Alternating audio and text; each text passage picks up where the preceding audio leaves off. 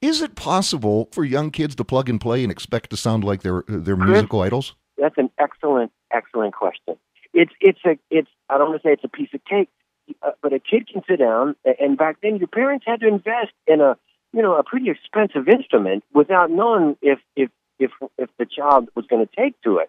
You really had to make a decision as a parent. There weren't these lower value options with instruments. That you can get a really good entry level guitar now for $200 or $300, and a kid can sit with his mate, with his friend, let's say, and put on YouTube and stop it and go. And there's so many songs that are actually offered by different people on YouTube. How to play or their take how to play, and it is so easy.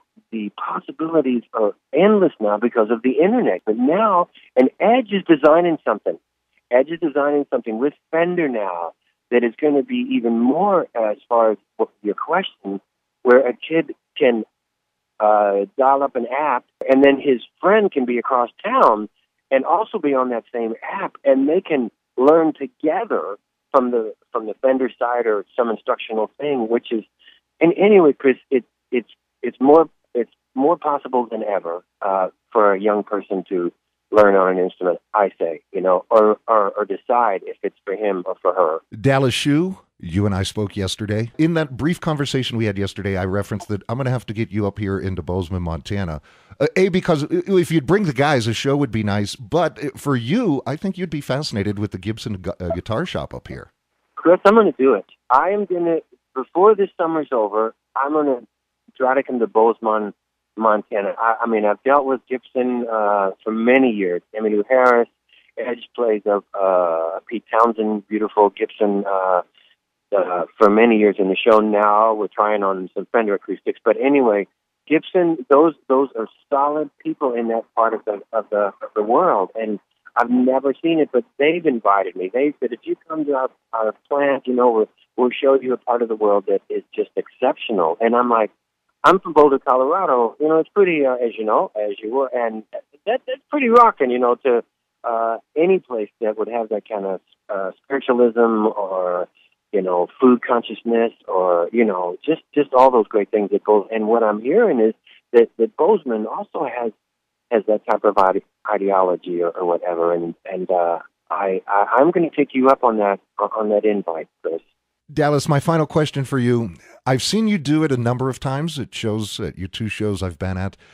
You might get a young man, a young woman, a chance to play through the Edge's guitar rig, whether it's generally before or after the show. If you see somebody, you'll let them play through the rig. That's gotta be an amazing feeling. That is going to be a memory that young person is going to have for the rest of his or her life. I mean, I know it's a small platform that I can do things with by being the guitar technician for you too. But I use it every once in a while for things like that. I'll often go to the back of the stadium when we play stadiums after the doors are open. I'll walk through the stadium, down on the pitch, back out, and you'll see some young people, older people. You see them just leaning against the wall outside. And I'll come up to them and go, hey, what are you guys doing? We don't have money, but we're going to listen to U2's songs. I said, oh, yeah. And I said, well, I know these guys. I don't tell them, what I do. I said, you want to take a chance and follow me into the entrance here, and I'll get you in. And they look at each other, and I say, well, what's the worst that can happen? You can always come back and sit against this wall, and and I'll bring them in, Chris. Walk them down onto the pitch, down right in front of the stage, and put them right there in front of the band, and then they see me up there handing the guitars off to Edge. And you see tears, you see, I'll see the words, who are you?